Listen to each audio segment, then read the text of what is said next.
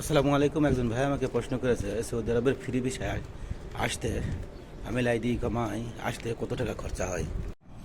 দেখুন, সৌদি আরবে আমেল আইডি ভিসায় আসতে সঠিক হিসাবটা আসলে সবাই দিতে পারবে না।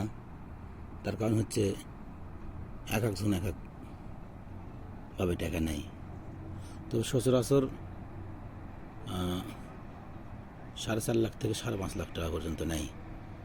সৌদি আরবে এসে জানা যাচ্ছে আমি আমেল আইডি ভিসাতে আসছি। বর্তমানে আমেল আইডি ভিসা নাই, ওর পরিবর্তে যেটা লোড আনলোড ভিসা আসছে ওটাই সেম, ওর পরিবর্তনে এটা দেয়। তো এসে দেখতেছি 4.5 লাখ থেকে 5 লাখ 5.5 লাখ পর্যন্ত টাকা পয়সা নেয়।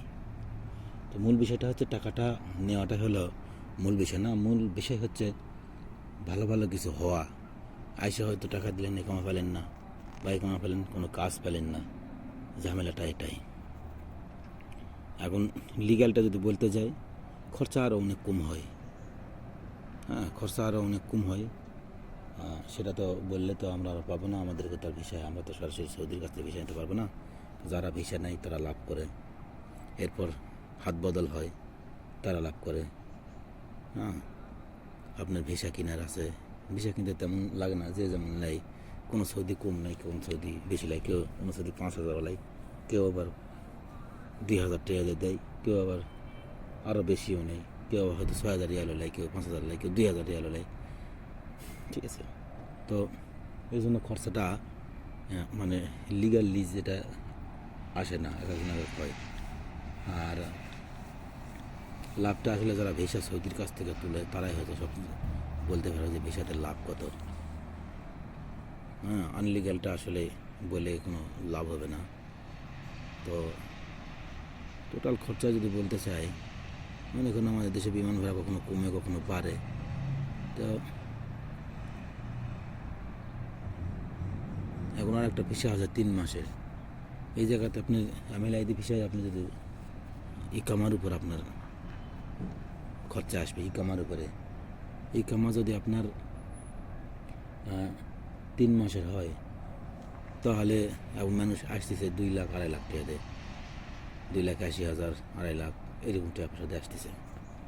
আবার ইকামা যদি আপনি দেখা গেছে 1 বছরের আসবেন, তাহলে 12 মাস আর সাথে 3 মাস 15 মাসের পাইলেন। 15 মাসের ইকামা যদি আপনি আসেন, তাহলে সেক্ষেত্রে আপনার খরচা হবে, বাড়তিটা হচ্ছে ইকামার উপরে ভিসার খরচা হয় বেশি। আবার কোম্পানিতে আসলে অনেকে কম রেটে পায়। তো এদেশে তো ইকামা করতে 5,000 6,000 রিয়াল লাগে প্রথম বছর, এবার আস্তে আস্তে বাড়ে। তখন 6,000 নিলেও তো আপনার 2 লাখ টাকা লাগে। তাহলে একটা জিনিস হিসাব করলে বোঝা যাচ্ছে, যদি 2.5 লাখ টাকা নেয় আপনার কাছে 3 মাসের ভিসা নিতে, তাহলে আপনার আরও 1 বছরের ভিসা বা 15 মাসের ভিসা নিলে আপনার আসবে কত? আরও 2 লাখ দেন। তাহলে 2.5 লাখ আর 2 লাখ 4.5 লাখ। এই হচ্ছে হিসাব নিকাশ। বা 3 লাখ যদি 3 লাখ আর 2 লাখ 5 লাখ, 5 লাখ 5.5 লাখ এরকম নেই, ভিসা কেনার উপর আসে।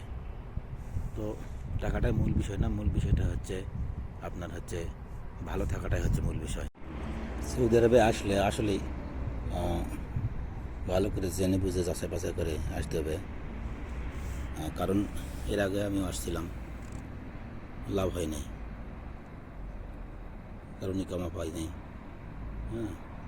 তো এই জন্য ভালো মতো করে আসতে হবে, যাচাই বাছাই করে। আর মাথায় রাখতে হবে যে পরিশ্রমটা করতে হবে। অনেকেই হয়তো মানুষের কথা শুনে চলে আসে, মানুষ টাকা ইনকাম করতেছে সেটা থেকে চলে আসে, আসার পরে দেখে আর পরিবেশ ভালো লাগে না, পরিশ্রম বেশি, গরম বেশি, মরুভূমির দেশ, তখন থাকতে পারে না, সেটাও জানার বিষয় আছে। তো এর আগে আইসে তো আমি কামা পাইছিলাম না, টাকা খরচা করে তো লাভ হবে না। তো এই জন্য নসিব ভালো রাখতে হবে, নসিব ভালো থাকতে হবে। আবার আর একটা বিষয় হচ্ছে আল্লাহর কাছে চাইতে হবে। বিদেশ আসাটাও ভাগ্যের বিষয়। বিশেষ করে নবীর দেশে আসাটা ভাগ্যের বিষয়। সেজন্য আল্লাহর কাছে চাইতে হবে, ধৈর্য ধারণ করতে হবে এবং